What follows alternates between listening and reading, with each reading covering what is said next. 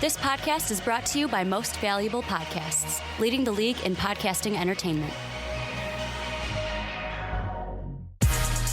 What is going on, everybody? Welcome back. Welcome to the first edition back, I would say, of the Fast Break. My name is Jake Neverman. I'm here with my co-host, Ricky Widmer. Wrong side, but yep. Oh, wrong side, this side. On my screen, it's this. It's going to be the it's this. Yeah, okay. And my other co-host, Dave Oster. Hey, everybody. And we are back. It is almost the NBA season. Actually, as we are recording this a week before it goes up, it's under a month now until the NBA season starts. Training camp starts next week, basically, for every team. I think preseason starts like next Thursday or Friday, something like that. So NBA season is almost back and almost in full turn, and we are back. Us three will be here all season long on the Fast Break. Dave and I will also be here on the draft room all season long, starting in just a few weeks, about a month and a half now, right? Whatever. October 25th, it'll go up. October 25th. There you go. Ricky knows. So we are almost back and almost in full swing. So we are going to give you our preview videos as if you have been here, an OG like myself, since 2017. I gotta state that. How does that feel to once be on their side, Jake, and now you're in the fold, taking over for the man, the myth, the legend, Sean Anderson? Yeah, what can I say? I'm the best. But yeah, we're going to be breaking it down just like never that. Just like we were back. Humble. Just like they were, except for extend a Jokic prop, you're going to be getting a Embiid prop all season long from the end of OC.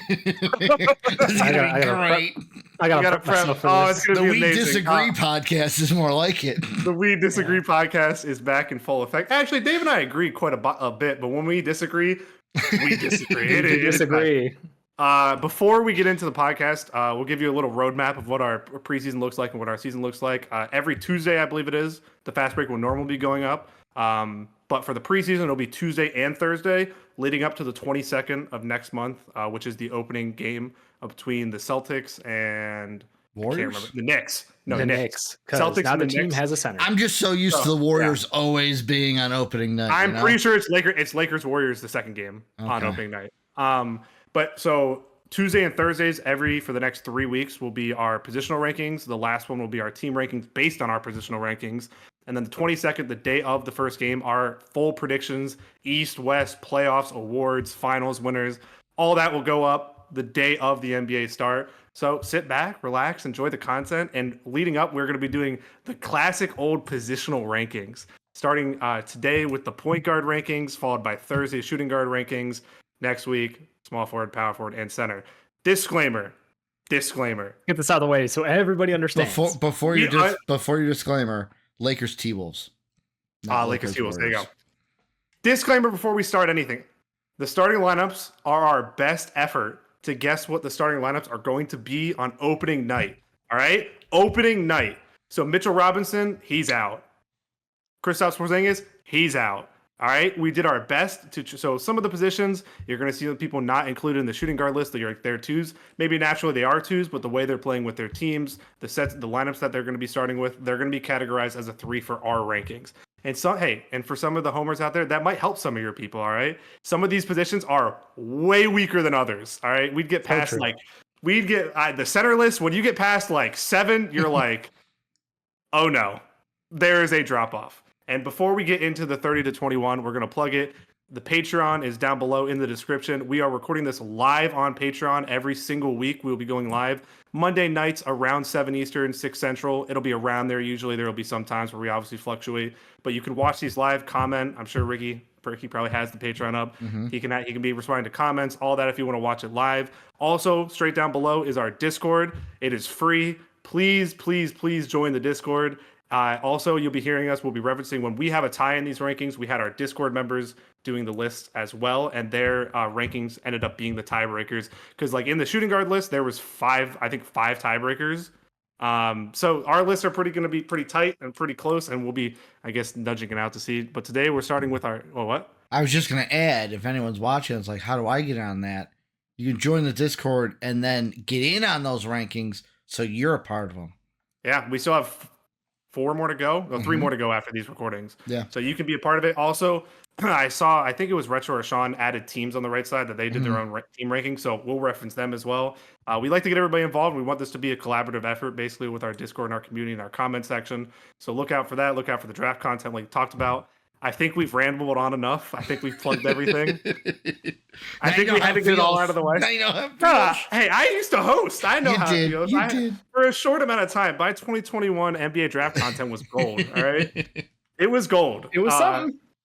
Hey, I was right on a lot of the stuff.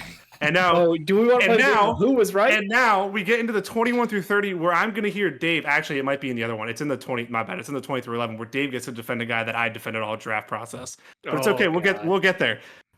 Today we're talking about point guards. You know, speed, shooting, some juicy handles, some good defense, all that. We are starting with the point guards, and yeah, you guys won't get that, but it's okay. We are starting with the point guards with the 30 through 21 list. So here we go. At number 30, we have Benjamin Simmons. Ben Simmons falls at the bottom of our rankings. 29 and 28 was actually a tie, but 29 with the tiebreaker. Number 29 goes to Portland Trailblazers' Malcolm Brogdon. No, not Portland Trailblazers. He is a Washington Wizard. You are right. I don't know why I did that in my head, but strong start to me for the season. Keep up with the times. Strong start to me for the season. 28, Phoenix Sun, Tyus Jones. 27, LA Laker D'Lo. 26, Utah Jazz Keontae George. 25, Miami Heat Terry Rozier. 24, Portland Trailblazers Scoot Henderson. 23, San Antonio Spurs. That still sounds weird to say. Yeah. Chris Paul. 22, Timberwolves Mike Conley, and 21 from the Toronto Raptors, Emmanuel Quickley. So, Dave, I'm going to pop to you first, other side. Dave, I'm going to pop to you first.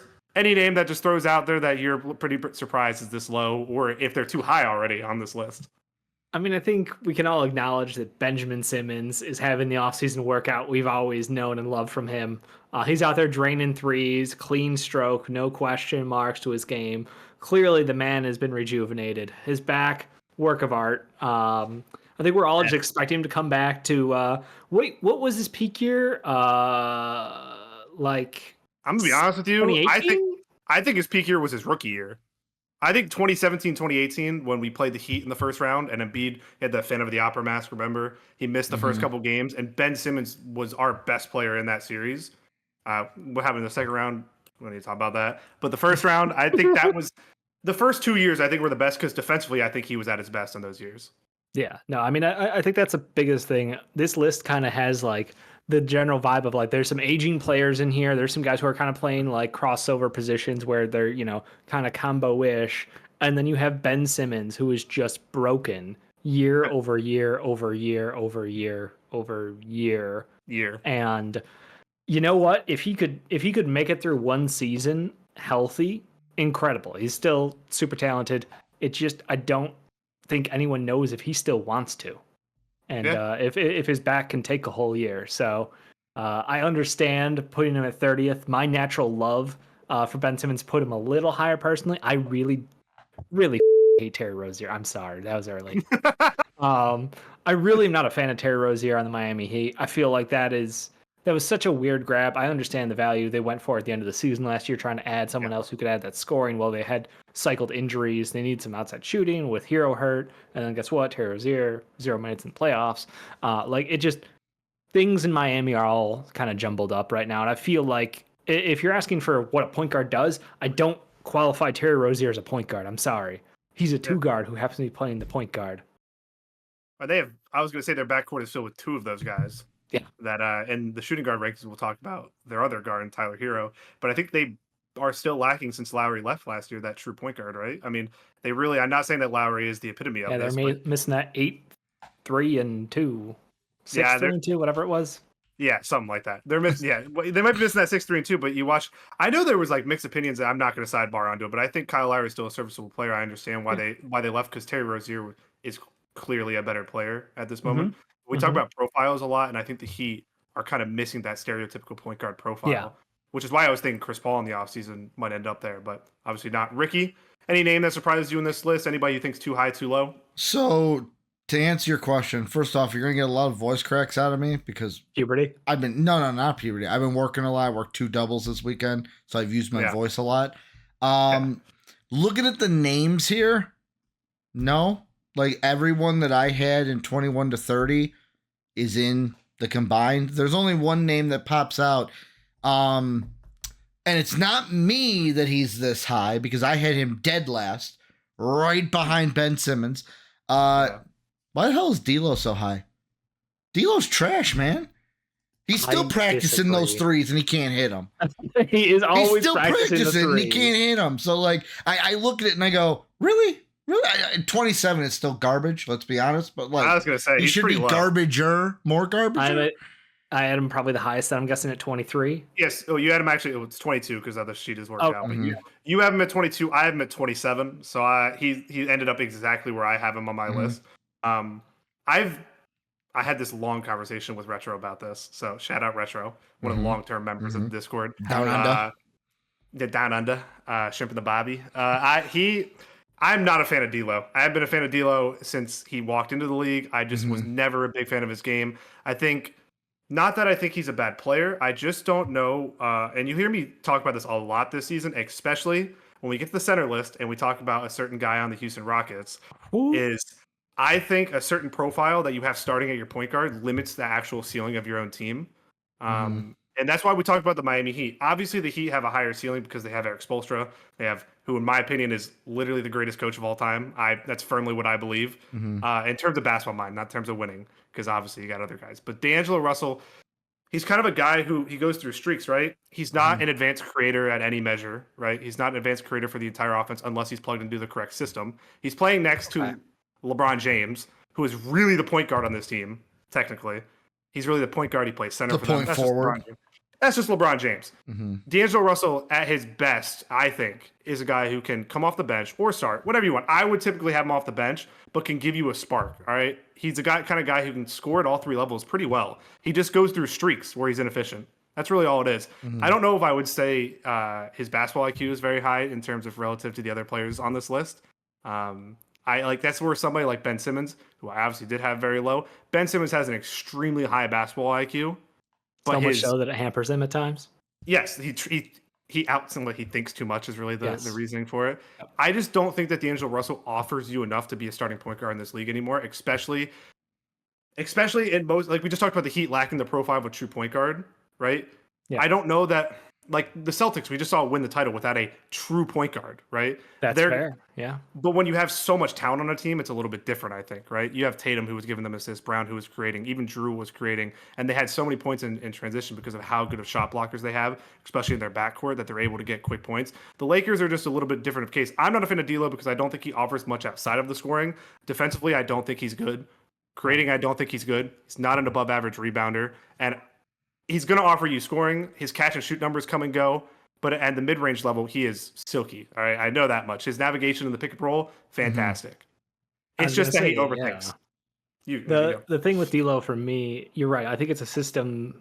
It's a system issue because of the way that like the optimal way to play around LeBron James has been written and rewritten so many times. Like we know the answer. We all know the answer, and the best way to play for D'Lo would be preferably ball in hands, pick and roll heavy with a big. And that's not the sets they're setting up for him. That's not the looks he's getting. That's not how they're asking him to play. Kind of like how he played in Minnesota.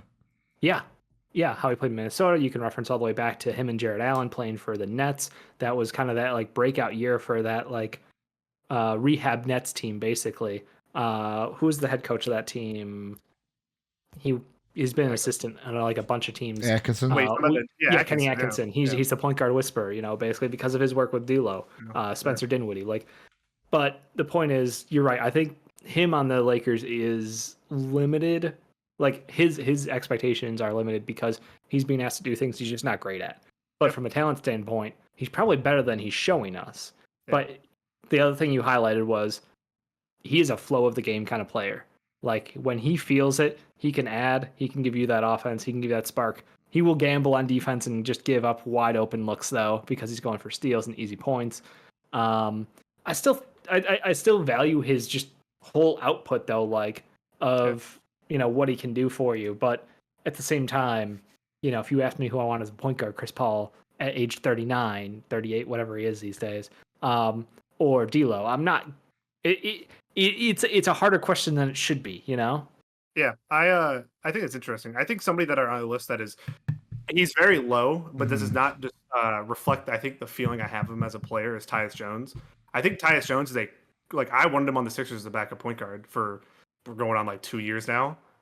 I just don't know. It's one of those things when you throw somebody into the starting lineup and you're there compared to other starters. Yeah, because I was just gonna say, what were the words out of your mouth? As a backup point guard. Yeah, I just think like it's one of those things where somebody could be the highest quality bench player, and then as soon as you throw them into the starters, it's levels. Is basically what I like to say. But yeah, the other guy I want to throw to you, Ricky, is Scoot Henderson. He's quite low on my list. He's actually, I believe, I have him last on my list. Now, remember, when these rankings are going into the season, they're not what your prediction for it is. I have him last. What are your thoughts on Scoot Henderson? So, kind of like Dave mentioned this, right? Dave mentioned this with the Chris Paul and D'Lo. I don't know how you guys did yours. We never with however we did these rankings, even in the past, it was never like, here's the criteria we have to follow. Well, it's basically how Dave ranks is going to be different than how I rank. Then it's going to be how you rank, Jake. And with me, it was gut reaction. And the main thing was, okay, who would I rather have as my point guard? I started off with Luka, and it was basically like the next name. Yes, Spoilers. no, down. Yes, no, down. Yeah, I'm going to say Luka's number one on mine. I'll spoil mine. He's the best point guard in the league. But like with Scoot, here's the thing that I didn't want to hold too much against him because first year in the league last year, his team sucks. That's not his fault that the Trailblazers, had a guy, loved the city. They didn't really do much for him. He then left and traded Dame. Like I'm talking about Damian Lillard.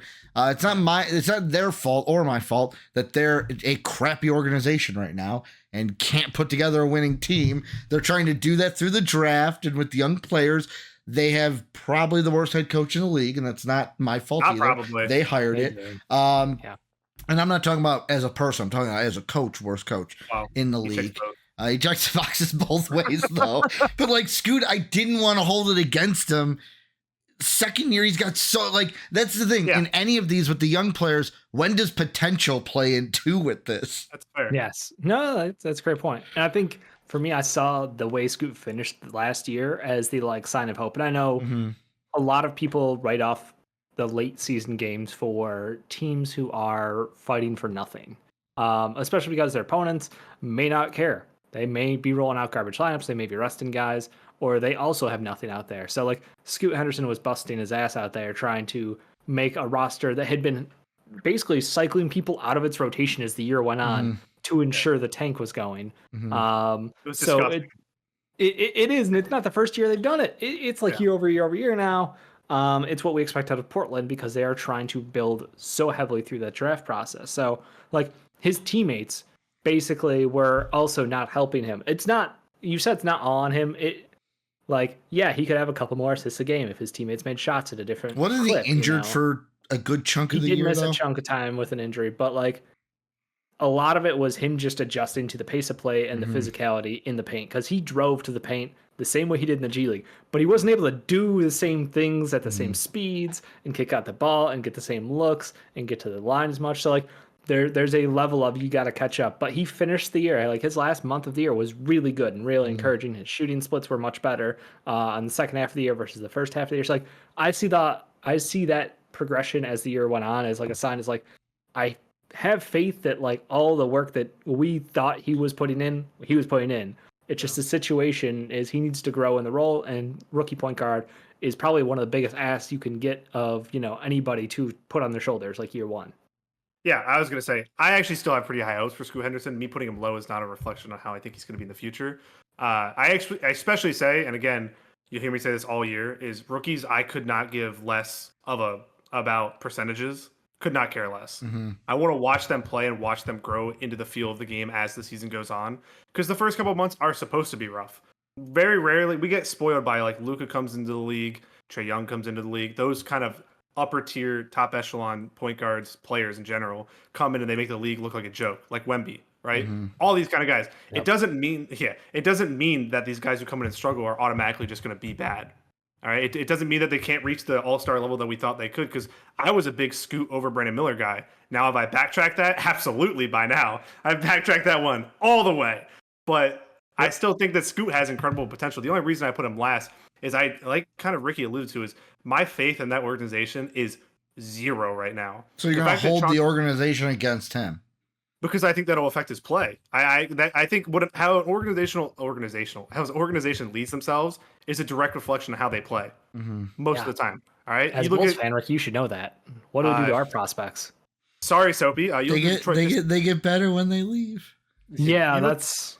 But like you look at the Detroit Pistons, they've been mismanaged for almost 20 years now. All right, almost. We're about 20 years now. All right, I'll go 15 years. I'll give Soapy some leeway, but they've been awful for 15 years, and they've been mismanaged for 15 years. Their front office has been a joke. We'll see if that turns around with the new hires, but it's just been awful. And I think that's a direct reflection on the court as it is off the court. You can't have both, right? Like it's just not possible.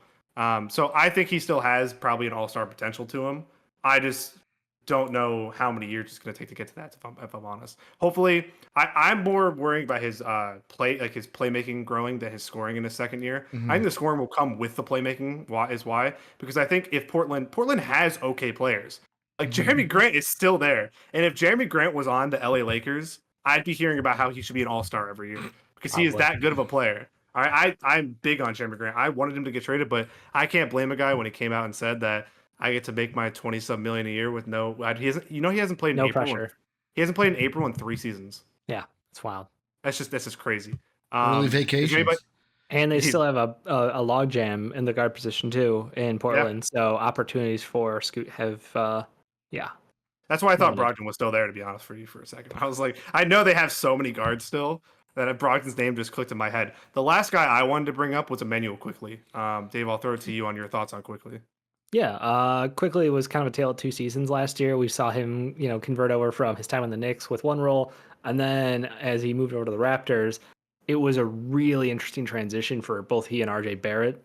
Barrett, we saw kind of thrive. Like we saw the best of RJ Barrett last year. Quickley kind of was. I feel like he was still kind of a combo guard, but they did try to ask him to have the ball in his hands a little bit more, even with Scotty out there. I feel like he's a combo, and I don't know if he's going to have I don't know if his playmaking ability is going to get better. Let me put that way, because I feel like the Raptors are kind of building similarly, not the same, similarly to the framework of what the Celtics and you described was we're going to have multiple guys who can create, we're going to have multiple guys who can facilitate, and we're going to have multiple guys who can score at different levels. Like, they are not locking themselves into any positional whatever, because Scotty Barnes has played 1 through 5 last year. Scotty Barnes played 1 through 5 the year before. Like, it's just, that was their whatever. So I don't think of Quickley as a point guard, and yet we have to put him at point guard on these rankings because somebody's got to be in the role. And I feel like he's a combo stuck in a point guard position. So if he averages like 4 assists probably next year again, like cool. But his jam is scoring. He's a good scorer. He's a good defender. We'll see if that continues. If he grows his game, great. But right now, I can't say he's a better like true point than any of the guys on the list. Yeah. You mentioned the Celtics. I was actually thinking they're kind of similar to the Lakers right now. Right, you have Jakob Poeltl with Anthony Davis with their rim protection. Obviously, Jakob Poeltl is not the offensive player or have the defensive versatility that AD has. But then you have Scotty Barnes, who's a larger playmaker who plays next to Jakob Poeltl. And since Pascal left, at least. And then you have Emmanuel Quickley, who I think he's actually what people think that D'Lo is. I think that's what it is, because I think he's a better playmaker than D'Lo. They're both deficient defensively. They're both deficient defensively. Neither are above average rebounders, like I said earlier. But I think Quickley, his scoring. Now I was looking at the stats before I brought him up because I didn't want to misspeak. There's my first voice crack. But he had a very welcome to the club. He had a very poor March, but outside of that, his shooting percentage stayed good. He had the ball more in his hands. He was able to play make a little bit. I don't expect him to become like a Chris Paul level playmaker or anything like that. But if you can have a secondary or third playmaker next to Scotty Barnes, because Scotty Barnes is the main guy on that team, I think very highly of Scotty Barnes. You'll see that later in our rankings. I think most of us think quite highly of Scotty Barnes.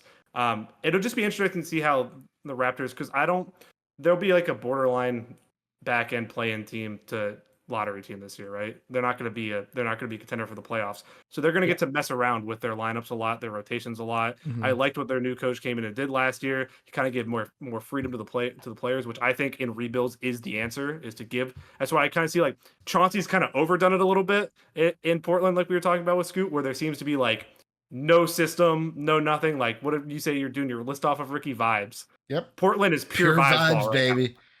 The Portland is pure vibes ball right now. They have literally nothing going for them.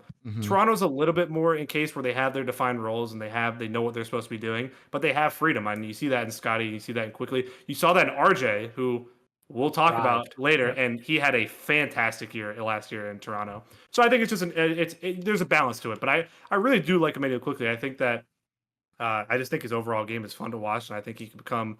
He's not going to be an all-star player, but I think he can become a really good starter in this league. Ricky, anybody else? Any final thoughts on 21 through 30 that you want to talk about? You know, honestly, D'Lo was the big one. Like, here's the thing with these. It's like, looking at me personally, I looked at it and I went, yeah, everyone who's here should be there. And I know for conversation that is like, wow, so boring. Because it's like, wow, look what I expected. Nobody's too low. I got a name that isn't in here that I had in this area. I didn't, so I want to hear. I think that around this is about everybody that had in this. I think there was one switch. I had Chris Paul higher than both of you, I believe. That's just me being Chris Paul is Chris Paul until Chris Paul retires. Did Dave say the name that he? I did not. No, not yet. We'll see whenever we get to the next sentence. But with that, we'll move into the 11 through 20, which I think is more of the juicy part of the point guard video, because the 21 through 30 is a little bit tame. I don't think anybody had too like big qualms with anybody in there, like too massive a problem. Might be some controversy here. Is that what you're telling me to controversy? I think there might be here. So here we go. We're going with number 20 from their Chicago Bulls, Josh Giddey. We're going with number 19 from the Orlando Magic, Jalen Suggs. 18 from the Houston Rockets, Fred VanVleet. 17 from the Cavs, Darius Garland.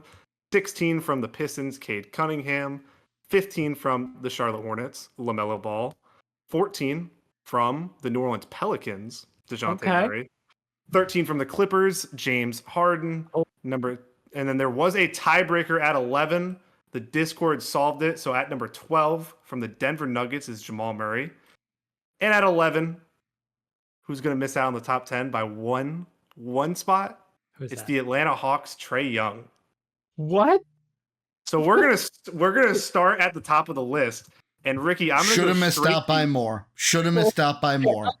I'm gonna go straight to you because Ricky had Trae Young at 17 on this list. Can I just hold on? Yeah. Let me give context for reference. I had him at 10, and Dave had him at 11. So we ended up exactly where on Dave's list. Ricky was the lowest. Ricky, give me your thoughts. It's simple. The Hawks got rid of the wrong guard.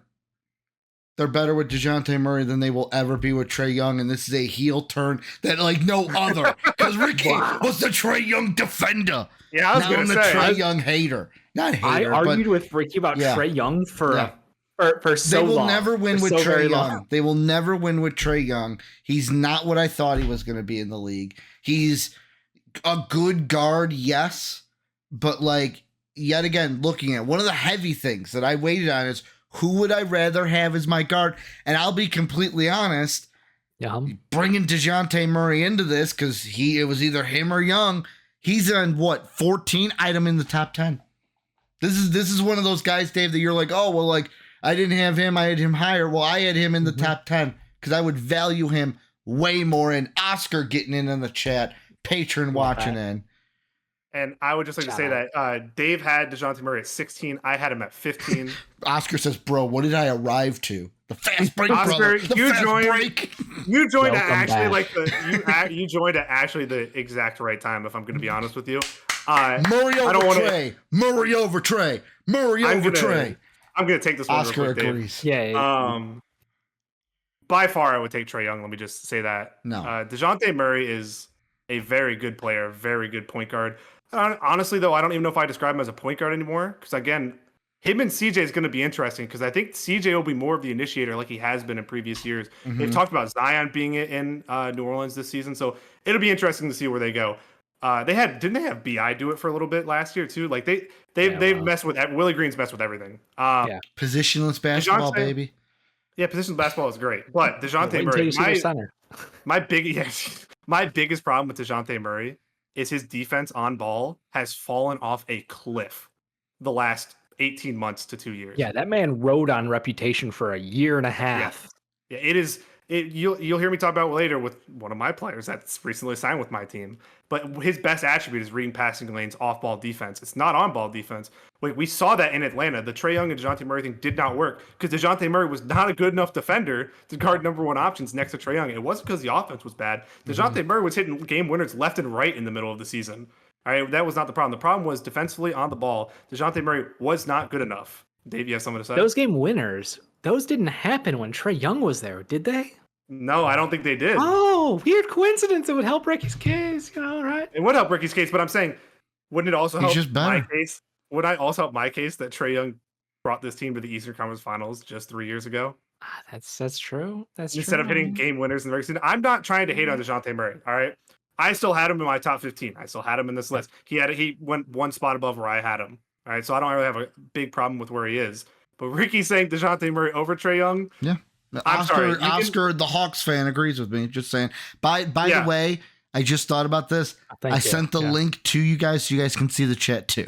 Because I was like, for a second, I was like, wait, I think I'm the only one who can. Somebody monitor it because I can't take a look at it right now, so I'll pull it up on my phone after this. But DeJounte Murray, I still think is a very good point guard. But Trae Young, the ability to create a system around Trae Young where he can have you as a top 12, top 10 offense every single year by himself is really what separates him from me. His ability to play make, his ability to score. Defensively, he's actually gotten better. That narrative where he was a bottom 5 defender. Better. It's still the arm's still chopped off, but it got better. But it doesn't exist anymore that he's a bottom 5 defender in the league. Got my legs and my arms chopped off, but I got better. Dave, your thoughts on DeJounte? Well, I got to call out chat now that we have it. Oscar says, actually, which I love that opening. I love that disrespect instantly. Actually, get the little glasses push. He was one of the worst clutch time players, and Trae was infinitely more efficient than Murray in clutch time. Unless it was against the Celtics. DeJounte Murray came out against the Celtics. There were some games where shots were made. That's all we can tell you. I don't have the stats in front of me right now to confirm or deny. So assuming you're right, numbers do lie. Maybe I don't know, Jake. The numbers do lie. Numbers always lie. Don't you? You hear me say that all the time. I know. Yeah, you hear me say that all the time. The numbers lie. So the DeJounte and Trae Young thing. Trae Young ended up 4 spots higher, so I'm not going to complain about it. Personally, though. Okay. Yeah, you go. Last thoughts on Trae Young. It's just like you said, you left off with Trae Young is that heliocentric offense that, we talk about with other top tier players like LeBron, like Luka, guys who you build the system around and then, in theory, win games. The problem with Atlanta is they've failed to build a system around him. They've swung and struck out on multiple players over time now to get building blocks around Trae Young. And it used to be like, oh, no worry, he's still young. We still have time. And they took the biggest swing with DeJounte Murray. That failed. And we're back to the Trae Young show again this year. We expect, Jalen Johnson's going to step up now to be his number 2. Because we all know how Dave loves Jalen Johnson. Okay, I said one thing about Jalen Johnson being a ball handler in the pick and roll, and I was fucking right, and you guys all know it, but you want to take it out of context. Flashback to 2021 in the NBA draft room or whatever. What did we call it back then? It wasn't the draft room. I was right. It was whatever What year was this? 2020, 2021 when I was doing draft stuff with Dave. Yeah. I think it was the draft room. I think it probably still was. Yeah. The draft room officially started. The birthday of the draft room was the day after DJ Moore got traded to the Bears. Oh, so it's whatever we called it back then. Yep. Dave and I probably spent hours debating Jalen Johnson. It was just random draft talk. literal hours debating Jalen Johnson, and who I had top 10 on my board. I'll take that victory lap real quick. Yeah, absolutely. But point being, we're hoping Trae Young can, raise back up that level, the baseline for the Atlanta Hawks going forward. I don't know necessarily that I would think DeJounte Murray is a better point guard than him, because I do think we've seen that success on Trae Young's back, basically. Like Jake said, he has done it before with his team. And now I understand health of the team matters to some degree, but it didn't work together. We know that. So I want to go back and I want to lean back on, Trae Young's still offensively so insanely gifted. He's such a fantastic passer. He makes his teammates have easier looks, better shots, shoot higher percentages off the catch. Like all the stuff points to Trae Young's still good, but the system around him you just don't have the personnel to make it perfect. Yeah, John Collins fell off a cliff. Sadiq Bey fell off a cliff. DeAndre Hunter fell off a cliff. Clint Capella isn't what he used to be. It's just it. I'm interested to see. Spoiler alert: we have Bogey starting at the 2 in the Hawks lineup.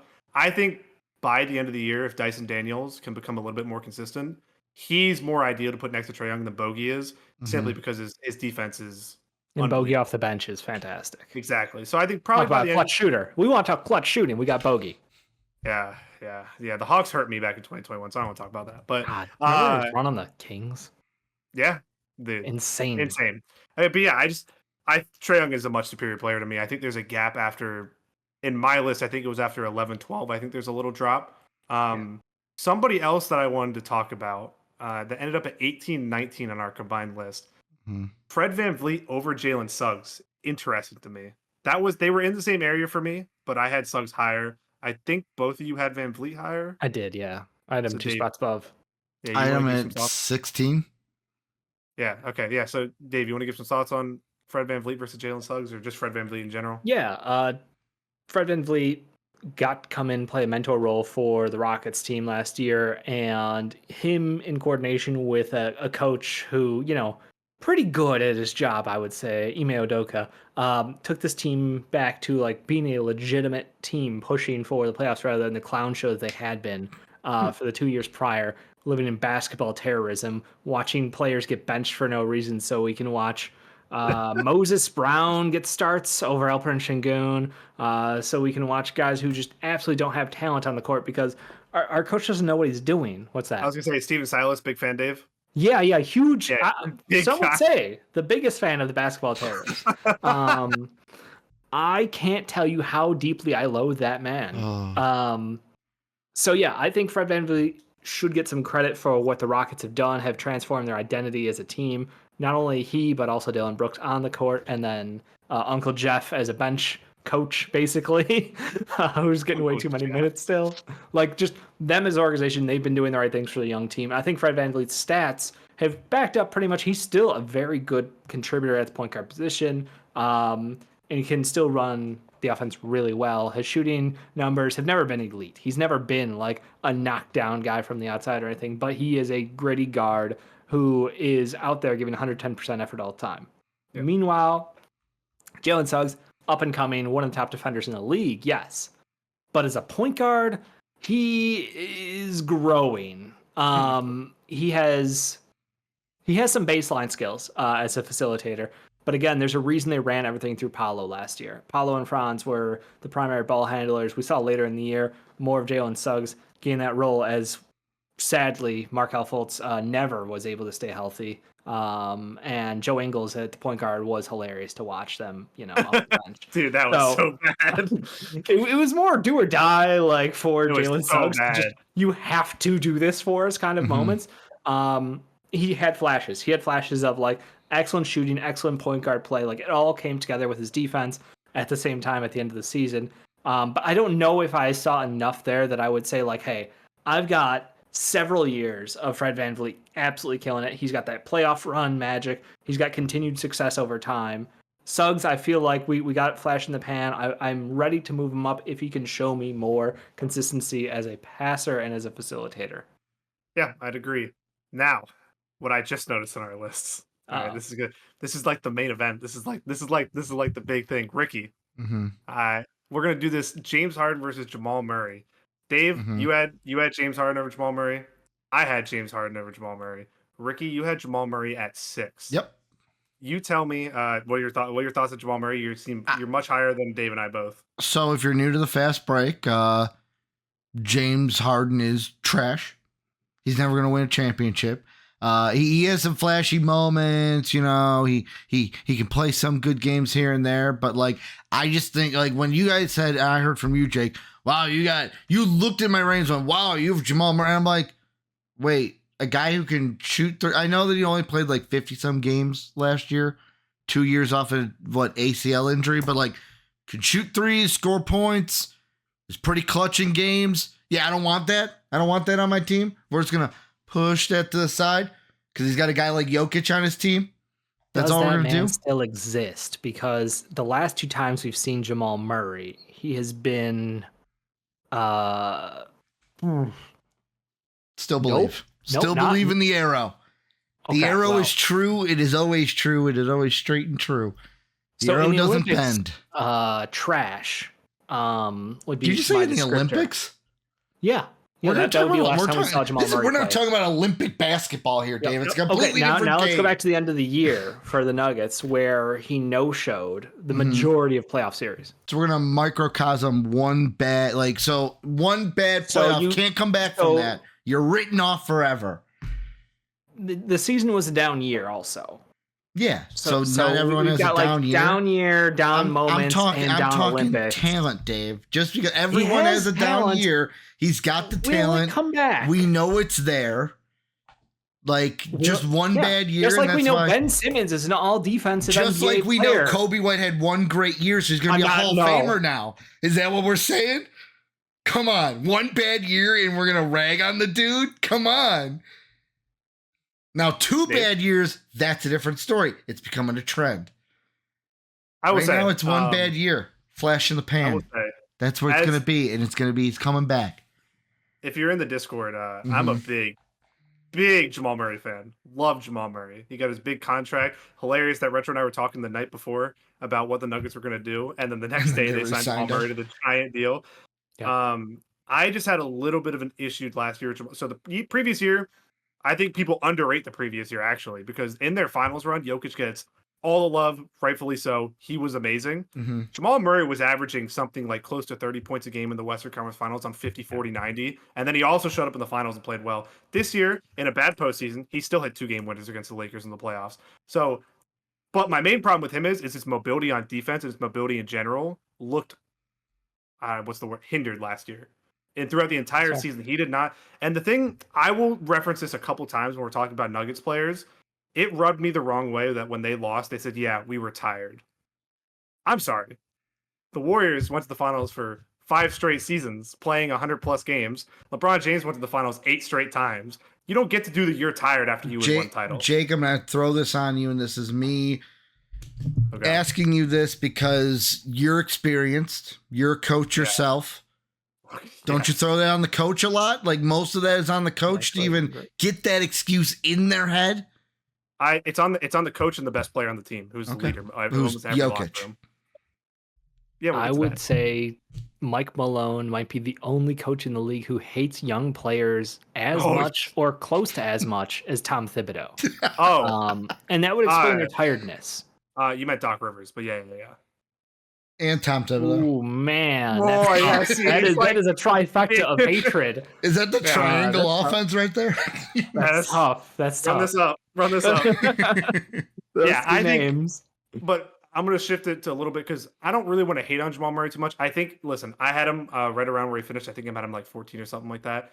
I think he could jump up the rankings, like Ricky's saying, if he has a good year. Yeah. I kind of move towards the mean with him. I still think he's a very good player, but obviously a lot of his offense, even last year, he struggled to create his own looks for the majority of the year. And when you play with Jokic, you're going to get open looks. That's just what happens, all right? That's why it's going to be interesting to see KCP now moved back to the Magic, right? Where he's not going to have as many open looks as he did with the Nuggets. Still a good player, but is his production going to be as high as it was in Denver? That'll be interesting. Meanwhile, Christian Braun has to step in next to we'll talk about Christian Braun in the next ranking video. Yep. But somebody I want to talk about with James Harden. I'm gonna take the lead on this one, just as shocker. You would know him the best. The turbulent relationship that I had with James Harden as a player, absolutely loved him. I think I will stand on this. I think he is the 3rd best shooting guard of all time, even without a ring, and especially because his time in Houston is remarkable. His time in Brooklyn is severely underrated because of his hamstring injury towards the end. He was phenomenal when KD and Kyrie went down. In Philly, he was good. His playoff when Embiid was out against Boston in Game 1, then another game in Game 4, played amazingly. Last year, when Kawhi went down in the playoffs, Paul George was in the playoffs. James Harden was there. Every single game that they played against Dallas, James Harden was there, producing, creating for others, playing better defense than most people give him credit for. James Harden is still a very, very, very, very good point guard in the league. And he still can carry an offense to a top 10 offense. Now, it'll be interesting to see with the Clippers this year. They kind of went more for athleticism than they did with the typical you're going to stand like his old Ryan Andersons, his Trevor Arizas, those kind of players, right? They went more, they signed DJJ. That'll be interesting to watch with Harden. It'll be interesting to see how the pieces fall out. But James Harden, year in and year out, whether people want him to be washed, whatever it is, they're used to what he did in Houston. He can't do that for every year, right? That's literally not humanly possible to do every single year. But he still is creating at probably a top 3 to top 4 playmaking role in the league. And his scoring in the Dallas series was phenomenal. So I know Dave is also a Harden lover. So this podcast all year, you hear the debate between. But Dave, what are your thoughts on if you want to say Harden, Murray, whatever you? I mean, I definitely lean Harden based off his body of work. And like you said, Murray, it's more so like we'll see if he's 100% healthy when he comes back this season, what he looks like then, because different year, different expectations. But he ended on a down note. That's where I kind of left him.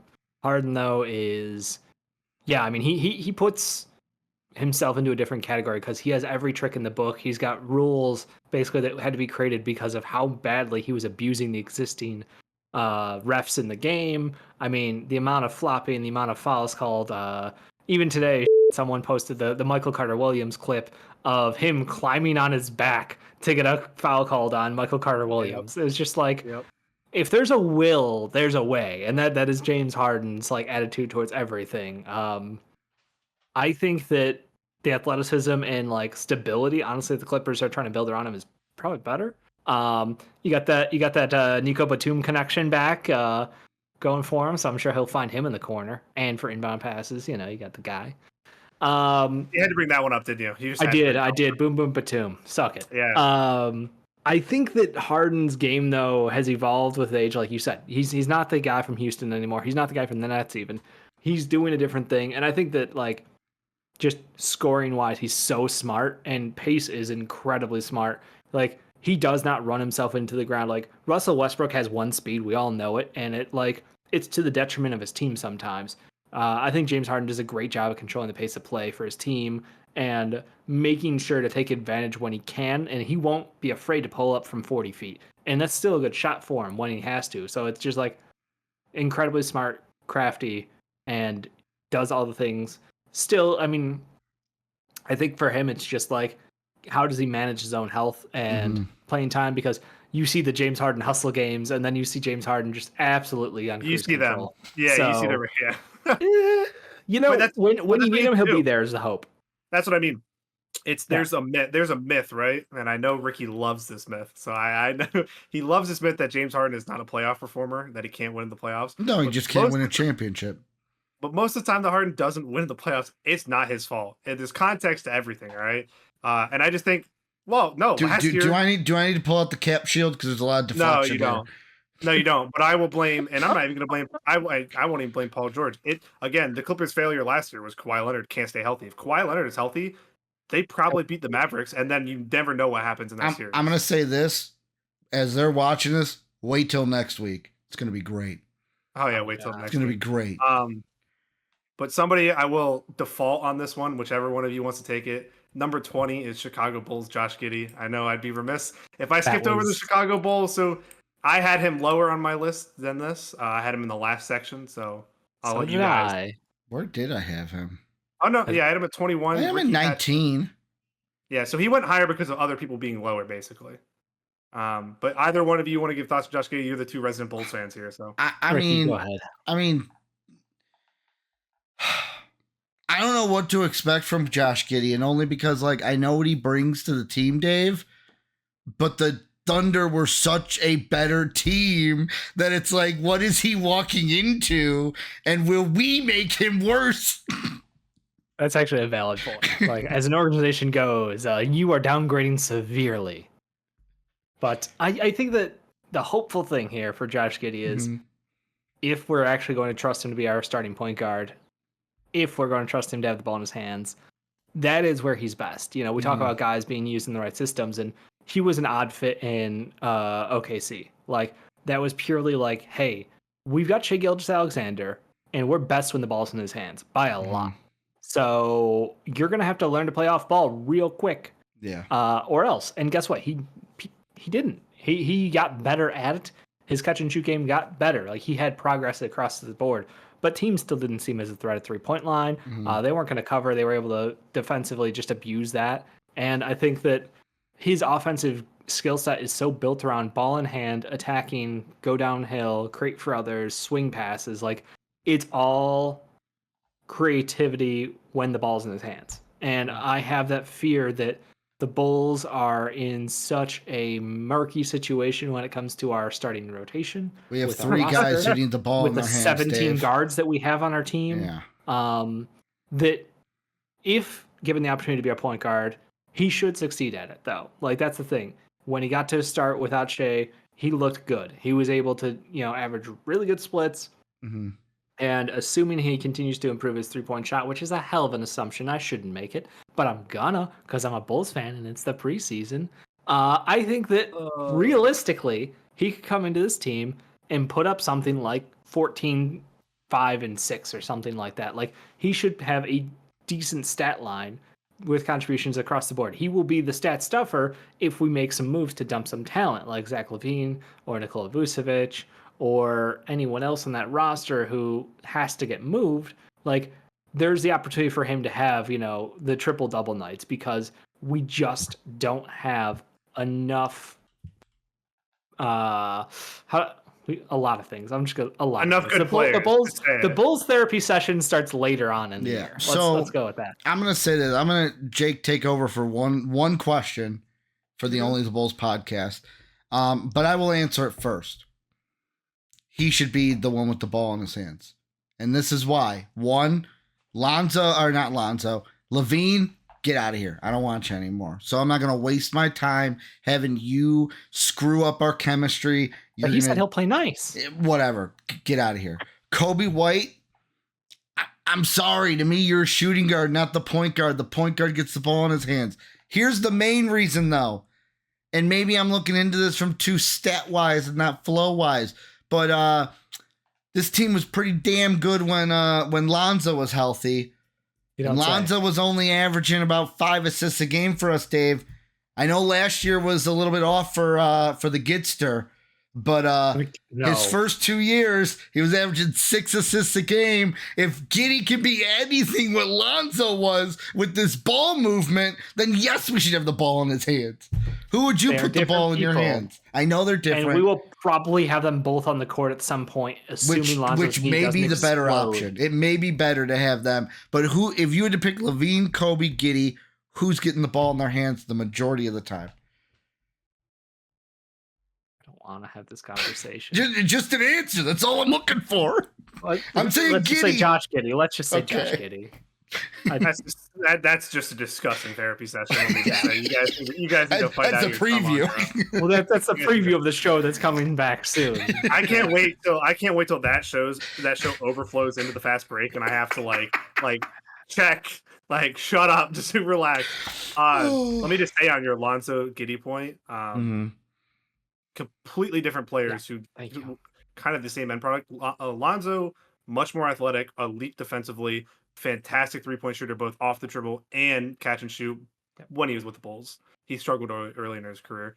And Lonzo is more of a I'm gonna drive and kick to you. Giddey is more of a guy, I'm gonna get in this set and then I'll find you on the back door. That's more of like how I would describe Giddey. I like we previewed in the other. Who Giddey would you give the ball to as the outsider? I would give the ball to Kobe White because I think he is by far your best player. Right. Now, would I say that I think Kobe White should be I think Kobe White should be your initiator all the time? No, I don't think that. I think when I say putting the ball in their hands, I think you give that to your best player regardless of who you are. If we're talking who should be the initiator, I'd probably right. Right. This is Nikola Vucevic. Anybody but Vucevic is my answer for that. Literally anybody. Even when he's got a wide open 3. Just keep the ball out of Nikola Vucevic and Patrick Williams' hands, and you might win some games. Patrick Williams doesn't get to touch basketballs. Have you watched him when he played? Yeah, he doesn't touch basketball because stand in the corner and play defense. He's like what Mario Chalmers should have done. Sometimes too. I don't know. I Giddey. I think we did Giddey, White, LaVine, Williams, and Vucevic is the lineup. I think we did. If Lonzo is listen, this is going to be an insult to Giddey. Giddey, at once you were my boy. I still like you, but if Lonzo is 50%, I'm putting Lonzo in over Giddey. All right, if he is 50% of what he used to be. right? His If he's fit. defense. If Giddey- his defense is 50%, Yeah. I don't think that's people worth it. I don't think people realize how bad Giddey's defense was last year. I will say, Like- you know who Giddey would work really well with as a second unit? Him and Io running that second unit. Io the dish and the like drive and dish. Giddey the I'll find you on the back door. You got two guys who can pass, and there's sometimes Io could cut in, dish out to Giddey for a shot. Like Giddey will miss it, but I will wide open. You could try that for half the wide season. open. Could be like KCP. We could try that for a whole season. No, you can try that for half the season until Io's a Sixer at the deadline, so then it won't matter. All right, it was a good podcast, guys, but I will. I'll be back next fast week. break. We lasted like an hour. Good job to all of us. No, listen. The Bulls are in. I don't want to turn this into a whole Bulls conversation. Yeah, I say we gotta switch topics. I'm letting you drive, Jake. No, you can go for 10 minutes talking about somebody. I just think it'll be interesting because I think the Bulls. We talked about like profiles earlier. They have so many mismatched profiles on their team. Yes. Like none of it matches. If I'm going to be Land honest, of misfit toys. Kobe and Levine overlap. What's a team?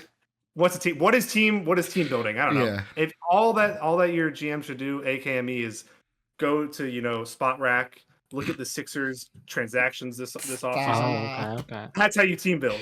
All right. Oh, I thought you were throwing out something else. You can only have Zach. I don't want Zach Levine. Who does? The Clippers, man. Clippers. Come soon. Take them. Before we move on to the next list, there's three guys in the middle, so I think we'll each talk about one of them just so that we can kind of pass through. Ricky, I'll pass it to you first. LaMelo Ball, anything upcoming season, the past season that you want to talk about for him? Because he fell right in the middle of most of our lists. Like, I don't know. I want to like LaMelo, and I do like LaMelo. Back in his draft, he was the number one pick to me over Ant, which that's kind of aging like milk because Ant's turning into like Michael Jordan's son. And then Wiseman, let's walk that back a little. I mean, hey, you put the picture side by side, they match up, Dave. That's all I'm saying. You put the half and half, they match up. The Wiseman one, that's aging like a fine wine at this point, but that's not hard because of who Wiseman is. I don't know. I look at LaMelo and I go, you're really good, but can I get more than 36 games? Well, what? 58 games in the last 2 years? Yeah. Can I get more? I just want a little bit more. I think we all agree, right? Like he's a very super uber talented player. I feel like Anakin. I want more. Yeah, give me more. I think we all agree he could be in the top 10 if he actually was healthy. Right? Yeah. If he actually was healthy in 2 years, he could easily be a top 10 point guard. Dave, I want to pass to you. Cade Cunningham. Thoughts? Yeah, I don't know if he's a point guard. Yes, I agree. Who's the point guard this then? game? How long have we been playing this game with Cade Cunningham? I mean, the problem is his teammates are straight ass. Like, I'm sorry, Soapy, your team sucks. Like, they've sucked for several years now, and guess what? You just signed Tobias Harris. So what does that mean? Like, I don't know what you want from me. Cade Cunningham was good, is still good. He is still good. And now I don't know if, but it's where's he going from here? Because last year was arguably like his healthy year. We all talked about it like, hey, this is the first time he's been healthy since high school, really. He took care of everything extra that he needed to. He got all the rest. He had all the surgeries, tweaks, whatever, taken care of, and leading into the season. So should I expect Cade Cunningham is he an empty points guy? Is he someone who can actually help this team win games? Because he's got talent, but I don't know what that roster, like clearly they're like, we need people who have played basketball before on this roster now. They went out, they got Fontecchio. I think that was a good pickup at the end of last year. Toby at least has game experience. Like you're bringing in guys who are over the age of 21 because clearly that's a problem on this team. And I don't understand like where the expectation should be for him because I genuinely don't know and he signed his extension. So like, is he a point guard? Is he a 2? Is he a 3? How do you best use Cade Cunningham? We haven't answered that question. So the fact that he's in the middle of the pack for these point guard rankings without actually truly having like a defined role or position, I think is giving him a lot of credit for what he's done on an absolutely dog team for the last several years. Did I bury him? Did I bury the Pistons enough? No, you broke your curse record with 3 curses talking about the Pistons. I think it's honestly impressive. I was gonna say up to this point, I was thinking in my head a couple times, I'm like, man, Dave's on his best behavior tonight. When you get the Pistons, I think Sophie's listening. I hope he appreciates that. I agree with every point you just made about Cade. The last guy I want to touch on is one of my boys, Darius Garland. Had a very, very down about 18 months now. He had some freak injuries, like when he his eye, his mouth was wired shut at one point, like just some crazy stuff that went on. I still think he's uber talented, fantastic player.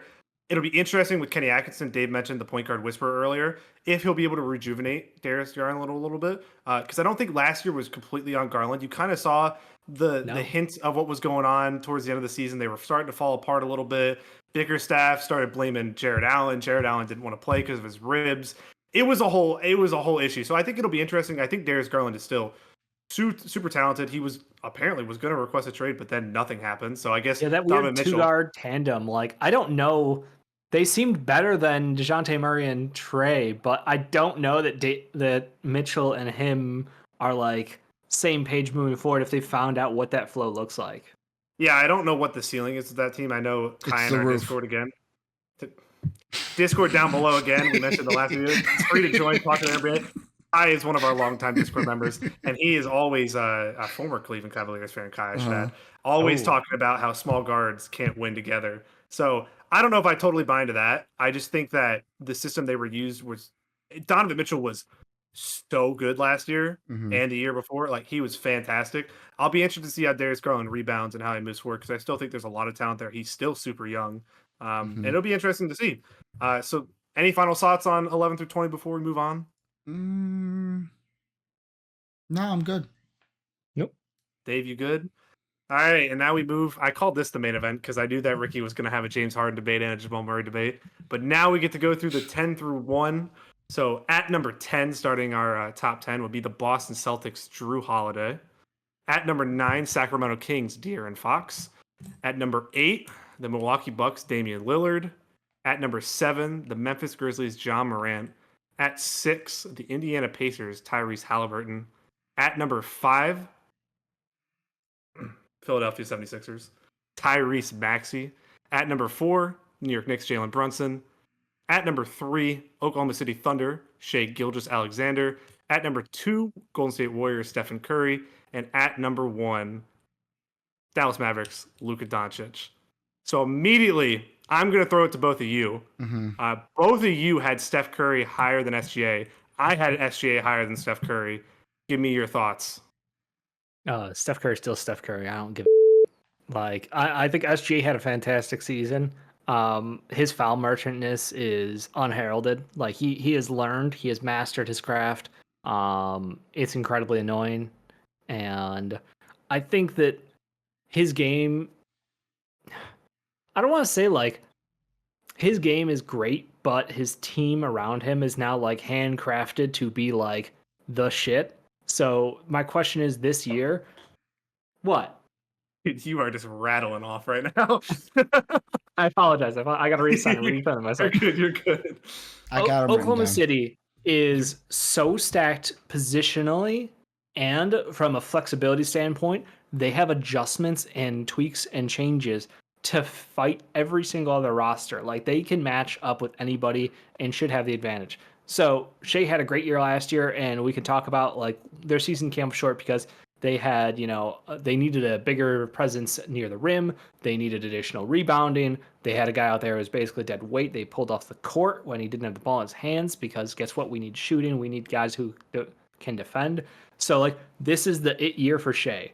Meanwhile, Steph Curry is someone who is just the greatest shooter of all time, the greatest point guard of all time, and now still shooting at an incredibly high rate, and I think upgraded his roster.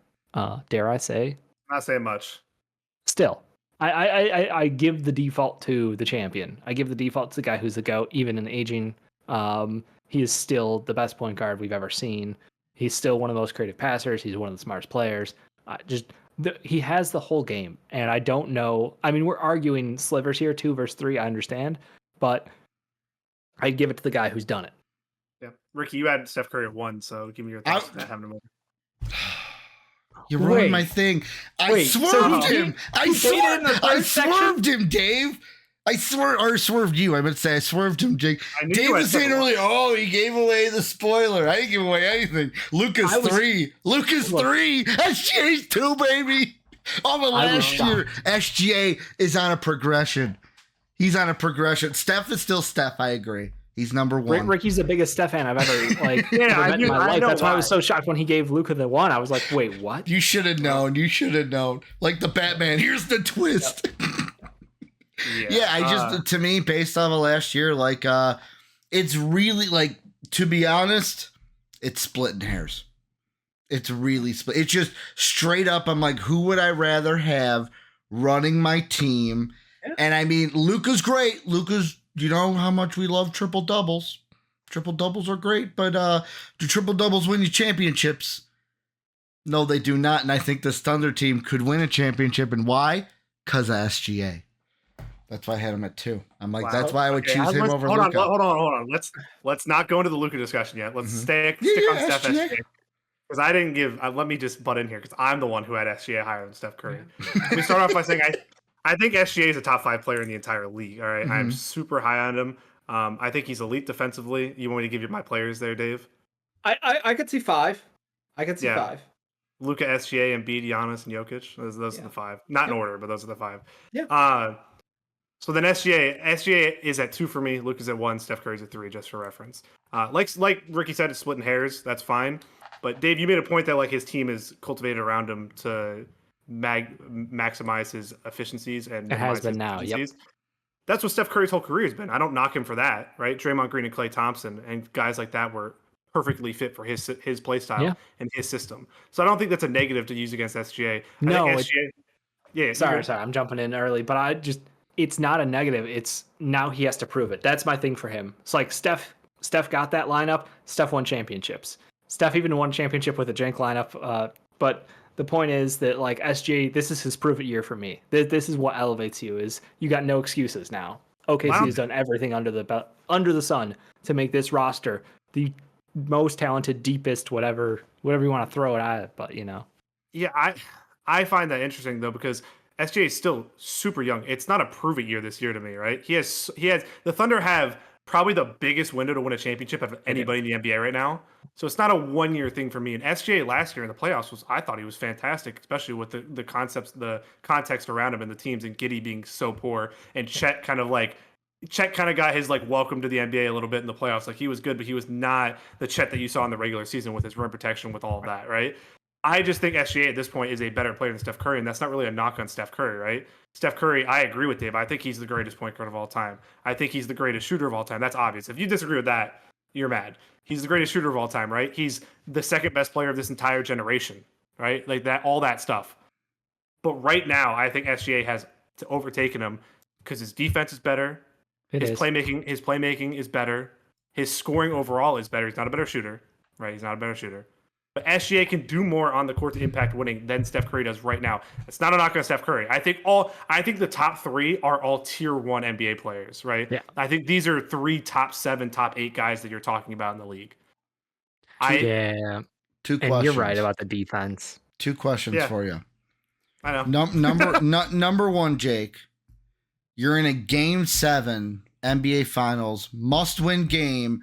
Who would you rather have as your point guard going into that game, SGA or Steph? Sorry, right now I'm taking Gilgeous-Alexander. Number 2, we're down to the final shot in that game. Who would you rather take, Steph or SGA? I'm taking right now Gilgeous-Alexander. See, I think that's ludicrous. You're not. I think that's ludicrous. I would take Steph in both of those. Not on the Warriors, not like all the other team aside, just the point guard.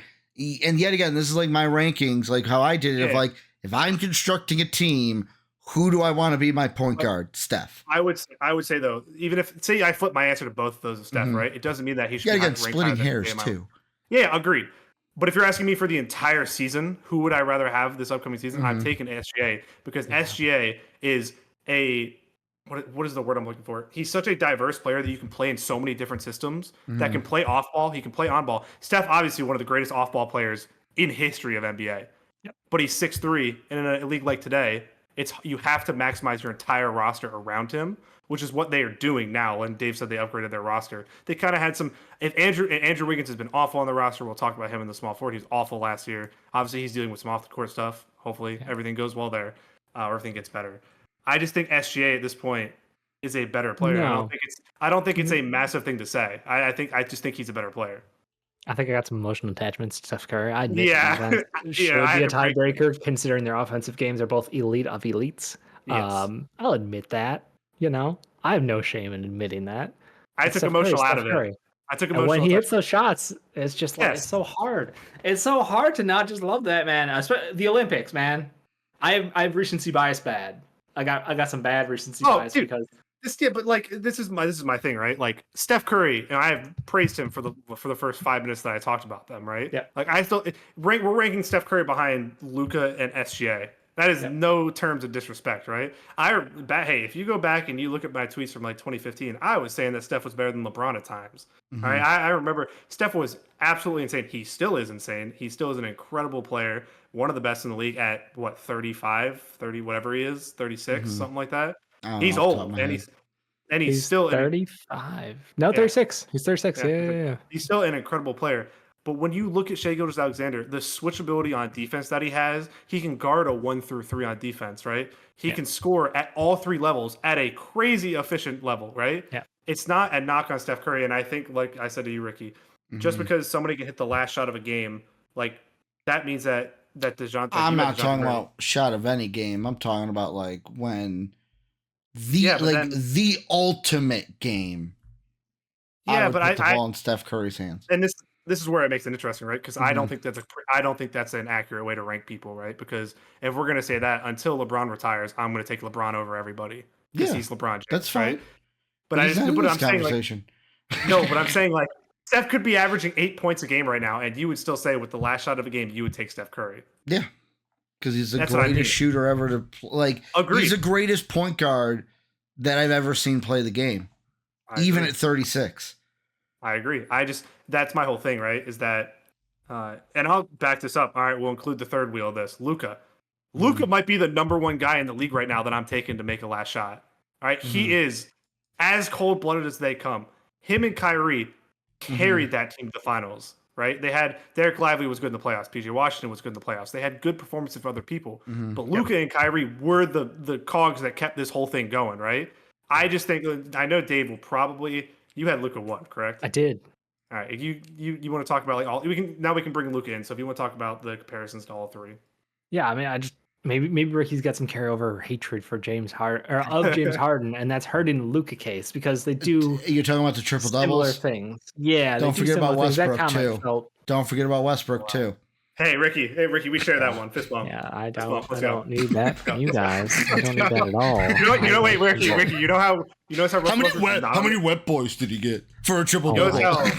Ricky, you notice how Westbrook is not on this list because he's not a starter in the NBA anymore. Because he sucks. That's crazy. All right, Dave, continue. So, Luka Doncic, best point guard in basketball. I mean, like you said, him and Kyrie were fantastic for the whole playoff run, but that team changed and he hit a different level when they added spacing, and undeniable. Just the bullshit he could pull off on a basketball court is just there's no reason it should work sometimes. I mean, he's not the quickest, he's not the fastest, he's not the strongest, he's not anything the most. He just happens to be the best point guard in basketball, in my opinion. And I feel like, thank you, Oscar, for the stat. Thunder won 80% of the games he had a triple double in, so suck it. Wow. He did have crazy good stats. Russell Westbrook shout out. Triple doubles don't mean a thing. He's talking about Westbrook, right? Yeah, yeah. I just want to clarify my Westbrook hate is current Westbrook, not so much past Westbrook. Okay, fair. But yeah, I just there's something special about Luka, and I've known it since day 0 during the draft days. It was just like he's so much better, and it's insane to watch him continue to get better as a pro. Yeah.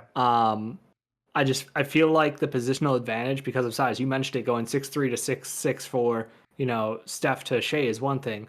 Luka's bigger, Luka's stronger, and I think that he uses that to get to his spots in the court. Shai has that shiftiness. Shai's got that first step. and he can get to the paint so easily. I feel like Luka can grind out mid-range shots, which you don't want to do during the regular season, but when you need him in the playoffs and you need shots to fall, you can trust that he can get to his spot and he can get there. He can get to the foul line. Like, there's just everything to his game. He has a complete game, and I get it. You want to complain about him taking plays off on defense the same way that Harden did. Guess what? You're going to have to if you're going out there and playing 40-some minutes a night, carrying the entire offense on your back. Like, that's the trade-off that you're okay making. I'd agree. I'll move into like the next. I'm going to tier these ones because I think most of us had them in about the same. The only discrepancy is I think Dame is a little bit higher because Ricky had Jamal Murray up top, so he got a little bit of leeway there. The next segment is really it's Brunson, Maxey, Howley, and Ja. All right, it's those four together. I think Ricky had Maxey the highest. I did, and I was going to ask you why Why Brunson? I will say, quick aside, I probably could have had Tyrese Halliburton one spot higher. I could have probably switched him and Murray. But why Jalen Brunson over Maxey? Like, maybe it's because I watched a lot more Sixer games this year. I wonder why. But like, hey, don't blame me. But like, Brunson's good. I'm not saying he's bad. But watching Maxey, I am like, wow, look at how much better he was this year. And I think he's going to be even better coming into this next year now with the Sixers, to where I'm like, Jake, you were the even one where I looked at it, I was like, wait, I got Maxey higher than Jake? Yeah. What?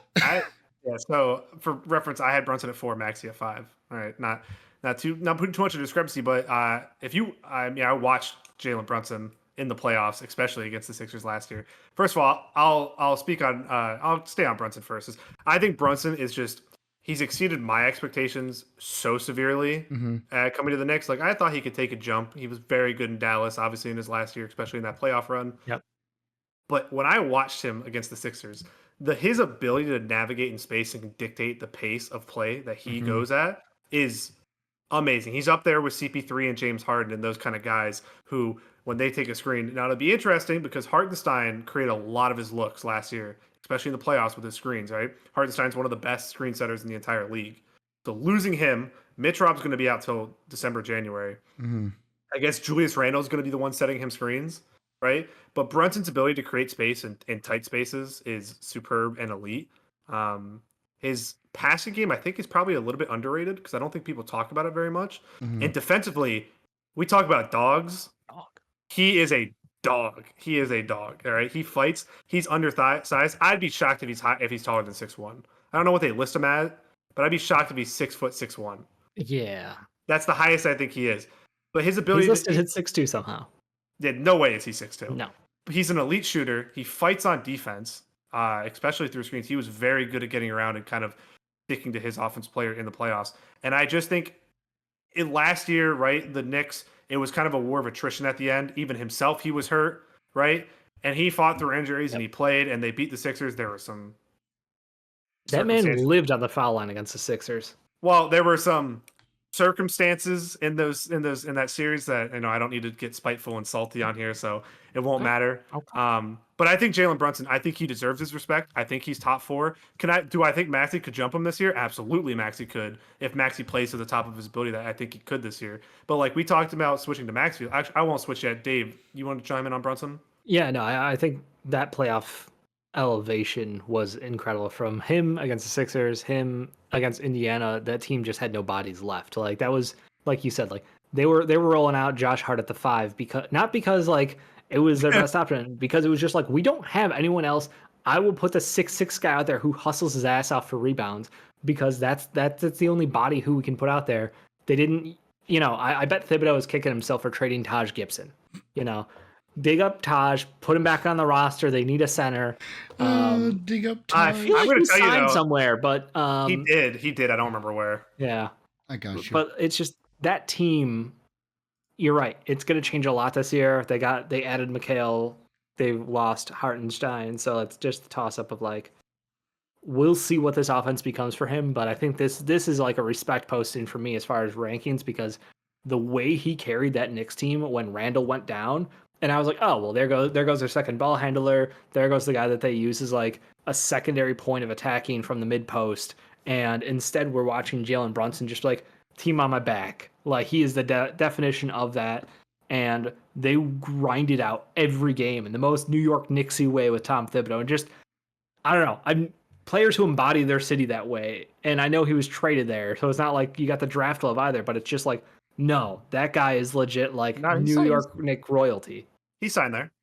Yeah, I guess he chose there, so that means something. But like the point is like guys who represent their city, they got that vibe of that. Like Derrick Rose was for Chicago, where we had that emotional attachment to him, and his game elevated, and we all fell in love even further. I feel like Brunson in New York with that massive media market, like the spotlight was bright, and he lived up. Like that means a lot considering a lot of the guys who've played in New York who haven't. Yeah. He's the first guy since Melo, I think, that I've like really actually seen embody New York. Like in terms of their play and all that. They thought maybe RJ would do it, never took the jump. You want to jump in, Ricky? I was just gonna say Charlotte was the answer you were looking for. Yeah. Just in Charlotte. Yeah. For now. You want to bet? For now. Yeah, you want to make a bet? I bet you he's a Knick at least once before the end of the year. This season, yeah. Now Mitch Rob's out until like December, January. I'm sure Tibbs is like, hey guys, hey, how you doing? You want to release Tibbs? You want to release Taj over there? Yeah. I'll switch it a little bit to Maxey. I remember Dave and I were talking before last season. And we were like, if Maxey averages 25 a game this year, that's a win. Yep. Because that's what and he did it, and then some in the playoffs, right? I don't think I know we lost the series, but the and 1-3 followed by the logo pull up from deep in game 5. I think I should have gotten a noise complaint for that in my apartment. Yeah. I screamed at the top of my lung. Like he is just such. We said dog. He's such a dog, right? He's a dog. The Sixers had to lock him out of the gym in the summer because he would go too often. Like they had to create Tyrese Maxey blackout days so he couldn't go and work out. He is just the epitome of when you draft a player, what you want from them, right? In the gym. Now he's turned into a little bit of a leader. Like he's literally taken Ricky Council, Jared McCain, Adam Bona, and literally working out with them in Texas in the offseason, right? His game has taken a leap. His playmaking even took a leap, and his defense is taking a leap year on year because he was a bad defender if we talked 2 years ago. Yeah. Last year, he was probably a little bit below average to average. Like he was playable at least, right? And now this offseason we've seen he's added muscle to try to, because he saw in that Knicks series, Brunson is deceptively strong, deceptively strong. And that he got out muscled a lot in that series, and he had to play through it. And now you've seen the adjustment. So I'm interested to see the jump he takes. And Ricky, you were mentioning him maybe being above being above Brunson. Do you think he's going to be better this year? So what are your outlook on him? I just look at it and I go, watching him last year, you adding the context of like him being locked out of the gym, I just go, he's got the best center in the league, or one of them. Who knows? But thank you. He's got one of the best centers in the league. And when Embiid is off the court, Maxey steps up. And if you were like, didn't know anything about basketball, and alien comes down from outer space, watches basketball, and Embiid's not on the court, there's a good like 99.9% chance they would go, wow, this is the best player on that team. You know who they wouldn't say that about? Tobias Harris. Well, he's a Piston, so like. Do you want to get me going on that? We'll wait till the power forward ranking. That doesn't. You'll see where. He's a no, Piston, I just want to take another shot to Detroit Pistons for sucking. Jeez. Right there. I got you. Yeah, you'll see where I have Tobias Harris in the power forward. I had to. I saw an opportunity to. So Tobias Harris. You want to take a guess how many points Tobias Harris had in the elimination game in Philly? 0. Oh. Yeah, 0. Yeah, the goose egg. The big old goose egg. Big goose egg making. But how many dented rims did he have? I don't even know. I don't even want to know. I think he was afraid to shoot half the time. Well, that's his own fault. Making $39 million a year, afraid to shoot a basketball. Sorry. I have a question. Since both these guys are talking about Maxey and Brunson. Okay. Yep.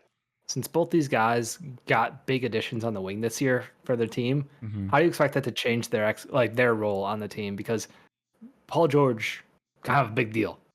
Mikal Bridges switching roles completely. He went from defensive 3-and-D wing god to like you have the offensive show to run here in the Nets where no one cares, and now he's going to a loaded Knicks team. So like, how do you think that affects like these guys' chance this year? I don't think it affects Maxey.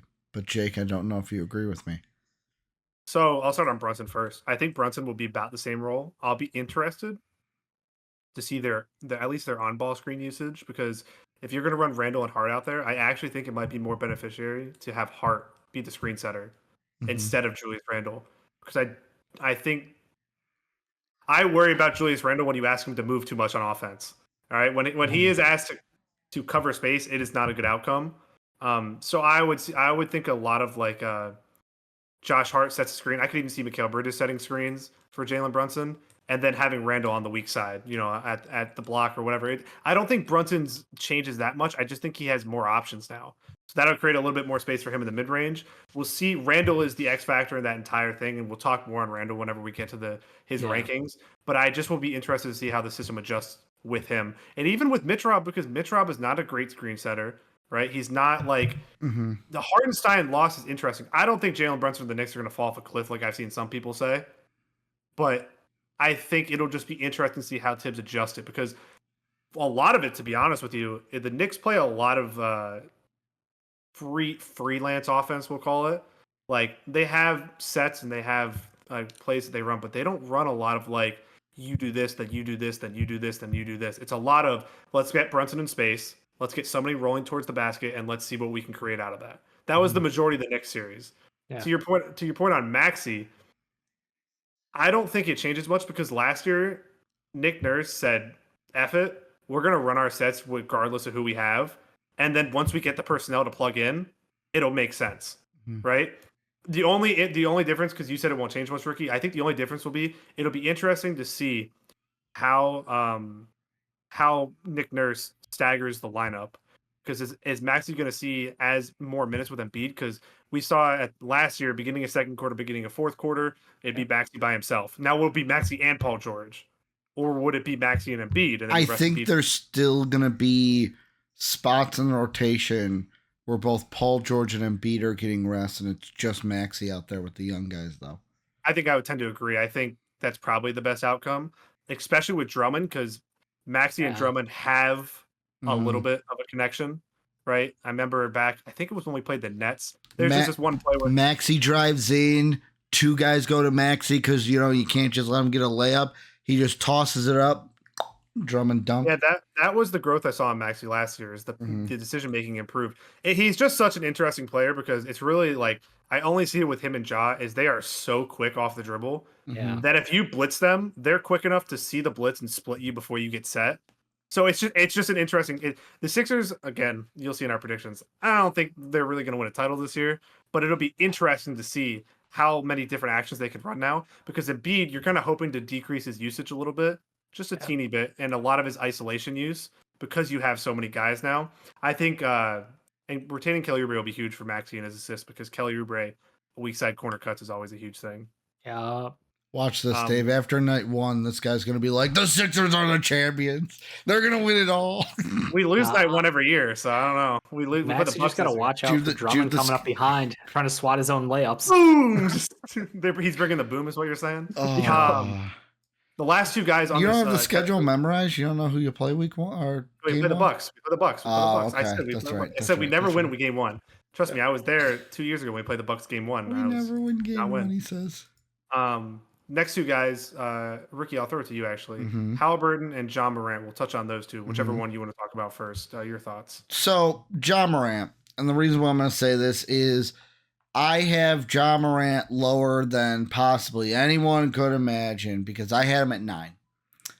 Or 8, I'm sorry, because our sheet is the top line. I had him at 8. And the main reason why I had him at 8, can I deny that Ja is a good player? No. Can I deny that Ja is a top 10 point guard? No. But there are still 7 guys, Tyrese, Jamal, Jalen, Tyrese Maxey, Luka, Shea, and Steph. All those guys I would rather have over Ja. And that was just as simple as that. Now, the other thing is him coming back with this team. One thing you're going to notice with my rankings, you miss a lot of time. That's going to hurt you a little bit. You missed a lot of time last year. You're going to have to make that time up. So that also played into it too. But I would take the 7 guys I have above him over him if I wanted a point guard on my team. Yeah, I mean, I'm not too far off of you. I don't know. Like the Jamal Murray thing, we already had the conversation. Mm-hmm. He's the only guy in that group who you listed who I'm like, no. But outside of that, same spot. Like John Morant's electric. He is lightning in a bottle out there since he got in the NBA. He's awesome. Loved him. Shout out to my way too early prediction. Had him in my top 10 draft class before you even knew who John Morant was. Just because Dave watched Murray State basketball before anyone knew what Murray State was. You're welcome. If you were listening, you knew about John Morant before the tourney. You knew about him before everything. Point being, he's a winner. His team wins. And he came in the NBA, and when they were healthy, they won like 50-some games. It was high 50s, I want to say, that healthy year. And I think the team's only gotten better since. I know Steven Adams being gone sucks, obviously. There's a lot riding on Zach Edey being able to perform at an NBA level right out the gates. Obviously, this is a front office driven by data and analytics. They really trust their gut when they take shots on guys. Sometimes it pays off. Sometimes it really doesn't. They've got a couple wings who they've, pretty much given up on because they were just horrible whiffs. That called that out early, too. I feel like they have more talent, though. Like last year, they got to cycle through that roster and find the pieces that will fit, which was kind of a bonus for them. So I think he's on the best team he's ever been on now. And they've got depth at the right spots outside of center, which, we can see Jaren slide to the 5 again for some short term. We'll see what Brandon Clark looks like. He's kind of the mystery box on the team coming off of his major injury. So I just feel like John Morant is so absurdly talented. I agree with everything you said, but I just don't love the keeping Jamal Murray over him. Outside of that, I think we've got him pretty much same spot. Yeah, actually, so I have 6th, Dave has him 7th, and Ricky has him 8th. So we're all. Yeah, I love John Morant. I still even have him the highest. Yeah, I have him the highest because I also love John Morant. I'll move on to Tyrese Halliburton, and I actually think Ricky and I have him at the same spot. I believe it's 7, and I think Dave has him at 5, if I'm correct. Yeah. So the reason I ranked him a little bit lower, Ricky, you can speak to your own testament. I think Halliburton is a tremendous player, and I think we're splitting hairs in this tier of this second tier of point guards. But I think he's, I don't want to say the word capped, but I think what we have with Tyrese Halliburton now, I don't know how much more growth we're gonna see. Like, and it's not a hate thing, right? I think him with Rick Carlisle, I'm also a gigantic Rick Carlisle supporter.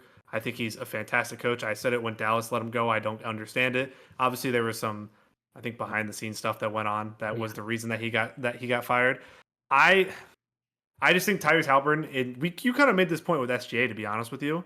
I think he's so embedded in that system of Indiana, and it is so tailored towards him.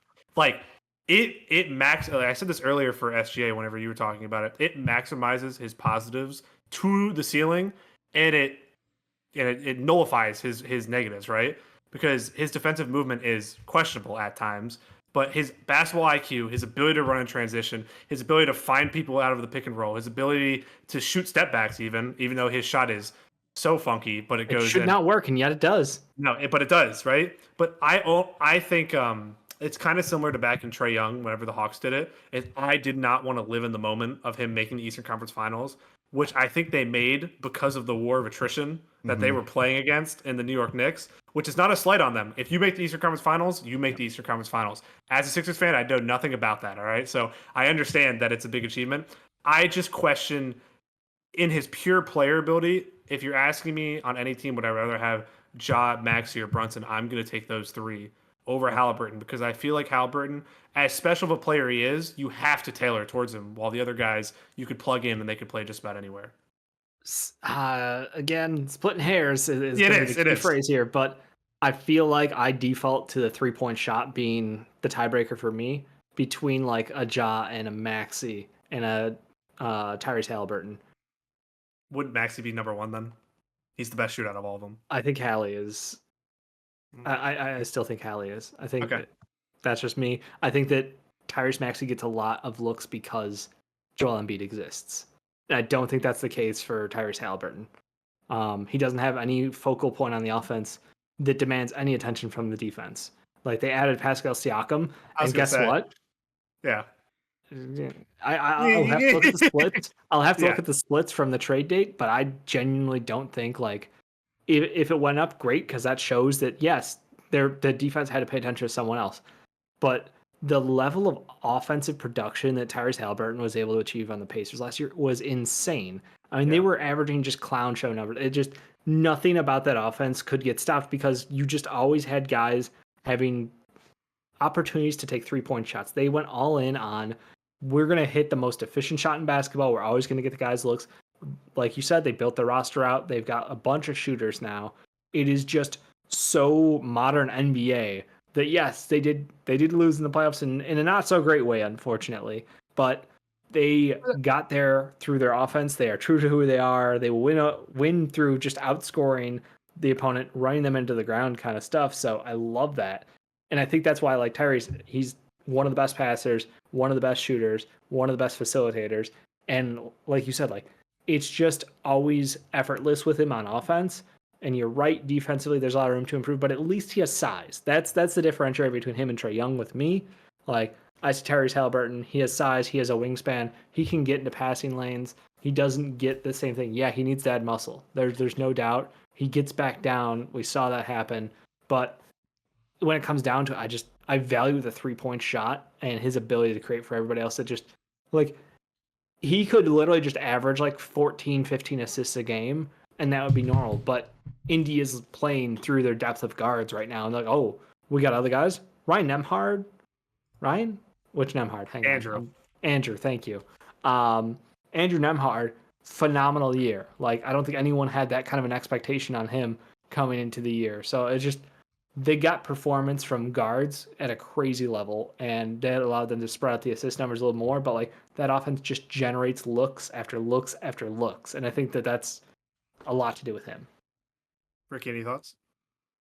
I mean, the one thing that I keep thinking about, I'm looking at my own rankings for this, and I don't know if it just fell out this way and it just happens to do, but like I look at my list and it's like Steph, SGA, Luka, Maxey, Jalen Brunson, Jamal Murray, and then Tyrese Haliburton.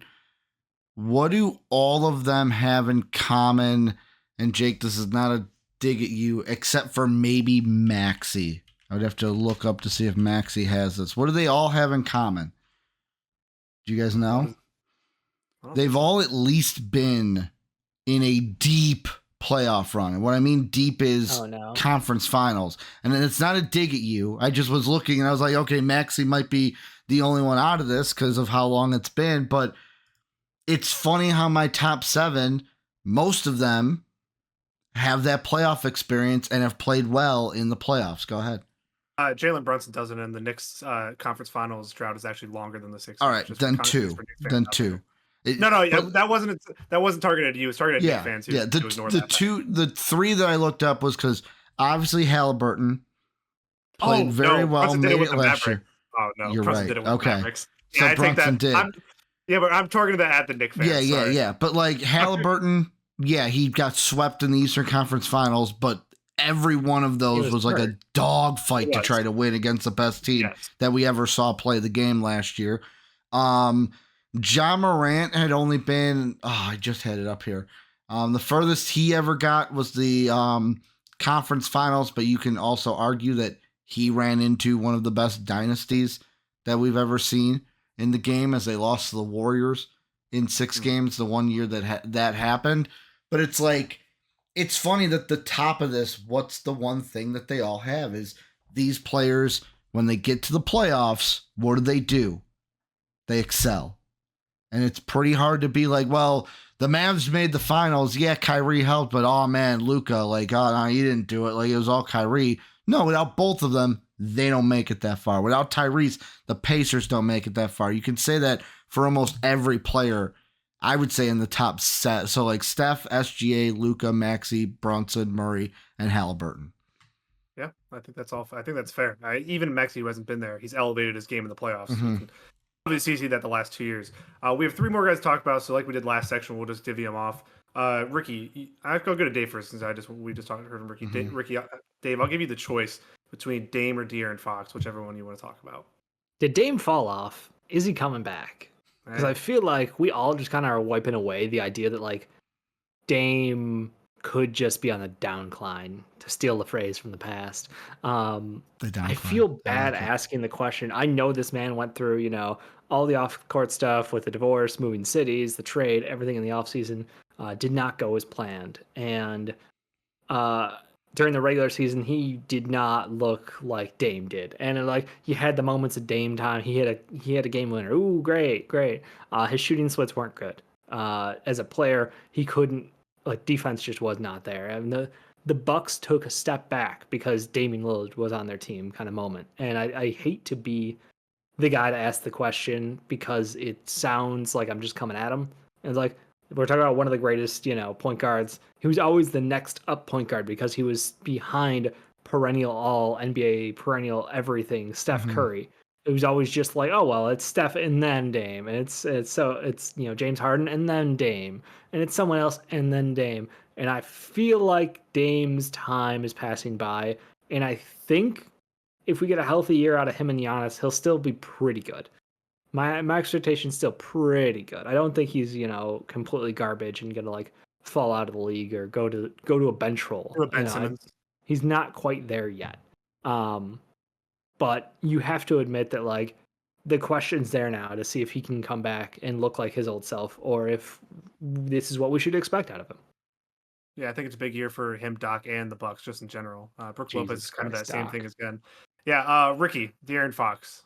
Any thoughts? So here's the question. You said 3 names, but then you only said 2. Yeah, I'm holding on to the last one. Oh, but I had him the lowest. Okay, we'll bounce off. I feel bad for having Drew Holiday the lowest. That was my point. Like De'Aaron, NBA champion Drew Holiday, 2-time. Yeah, it's a little bit. So couple things. First, De'Aaron Fox. De'Aaron. I got really like nothing mind blowing to say about De'Aaron. I had him at on my personal rankings. I had him just inside the top 10. Like he is to me. He played very well last year on a fun Kangs team. Maybe they're turning back into the Kings. We'll decide that this year on the fast break. But like, it's just interesting because like I had De'Aaron Fox just in the top 10, and to piggyback off Dave's point, I had Dame one spot outside the top 10, mainly because of like he said, I want to believe in Dame time.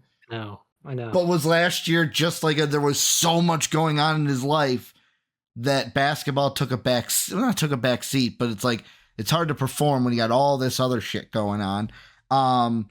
And then like multiple coaches, role, divorce, that's a big one too. And then Drew Holiday, I feel kind of bad for having him at 13. I feel like that's a little low in retrospect. Yeah, I think I described Dame. You said like basketball kind of became secondary. Maybe I'll describe it more as Ricky trying to multitask because it's an impossible feat because he can't do it. And Dame having his off the. Wait. Let's give an example. Ding. Yeah, no. So if I had tried to ask Ricky a question now, he would not even hear a word I'm saying. Or I'd be like, I feel like, yeah, or that.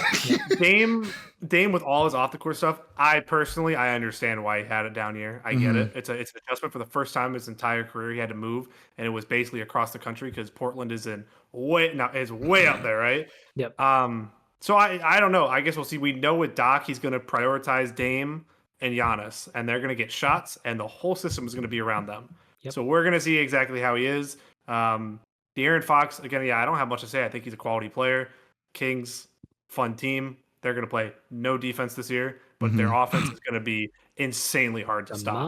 And then Drew Holiday, I just want to take a little victory lap because I wasn't on the fast break last year. There wasn't a fast break last year. And I remember whenever they traded for Drew Holiday and they traded Marcus Smart away, and our JD, MVP member, obviously, check out the onside kick, big Celtic fan, he was mad about the trade. And I remember saying throughout the entire year that Drew Holiday is going to be one of the difference makers and them winning the championship. And lo and behold, that's exactly what happened because where Tatum underperformed in the finals, Drew Holiday excelled. Drew Holiday and Derek White were everywhere, and you'll see Derek White in our next rankings. But Drew Holiday was tremendous at basically any role they threw at him. Whatever they needed him to do this year, he did it great in the playoffs. Regular season, whatever. He was meh.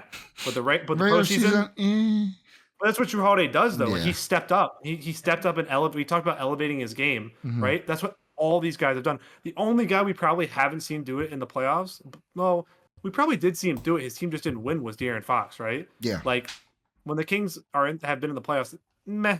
But like Dame, we've obviously seen it, right? Mm-hmm. Yeah, Lillard got the shot off, bang against the Rockets. Minus that one memory that's forever stuck in my head of Rajon Rondo putting the clamps on Dame. Oh, dude, the Pelicans series. The Pelicans Portland series will live Guess forever. What? Wait, who was Rondo's backcourt mate in that series? I know. Why can't I remember the name? I used to always. I just said his name. Drew Holiday. It was Drew Holiday. Yeah. Okay. Thank you. Drew Holiday. Yeah. Because Drew Holiday is, I will say, I think he's the best guard defender in the entire league, right? When he's at his best. He is unbelievable at everything. Screen navigation, switching, guarding down low, guarding at the point of attack, whatever you want, he can do. Yep. I think Drew Holiday is tremendous, and him at 10 is a testament to how good he is, because offensively, you would not look at Drew Holiday and be like, blown away by just about anything he does offensively, but he is that good defensively that he deserves to be up this high and above guys like Harden, like Jamal Murray, like Trae Young, like those kind of guys. He's that good defensively. How many guys can be a point guard and defend 1 through 5? You know, at an elite level, like everybody. It did not matter who he was on in those playoffs. He was guarding them. And yeah, that's any final thoughts, gentlemen, as we finish up our point guard 1 through 30 rankings. It's good to be back. Can't wait for the hot takes. The hot takes will be fun. Again, before we leave you, down below, Patreon and Discord. Patreon if you want to watch these live, and if you want to watch some other exclusive content that'll be rolling out there on the Patreon channel as well, channel, website, whatever you want to call it as well. And the Discord, down below, join it. It is free, whether you're basketball, football, wrestling, soccer, whatever you're into. If you want to talk soccer, I'm there, all right? Arsenal 2-2 draw yesterday. You mean football? Yeah, football. Football? Not the football Americano, like, the Saints' bad game yesterday. I was going to say we did have a great moment here during the podcast. Oscar coming in saying, hey, I'm going to be a patron again, and walked right into a live recording. Didn't even know what he was walking into. He walked right into a live recording of us talking about the Hawks. Yes. During his team's talk. That's what you can do. We want this to be a collaborative effort. We want to rebuild this community. We want the Discord to be popping during the season, all right? We want to be talking to you guys, especially when draft content comes out. When Dave and I start doing mocks and big boards and start talking drafts, we'll do mailbags from your guys' questions. We'd love to have your guys' input. We appreciate if you made it this far. If you have, please leave a like on the video, subscribe, and hit that bell for notifications on our whenever video pops. You can get a notification right on your phone. But yeah, with that, we are out, and we will see you guys with the shooting guard rankings. As always, we'd like to thank the people that make these videos possible, our patrons whose names are displayed on the screen now. If you would like to become a patron, go ahead and click the Patreon icon in the bottom right. And if you'd like to check out another video from MVP Sports, hit the video in the upper left. As always, thanks for watching.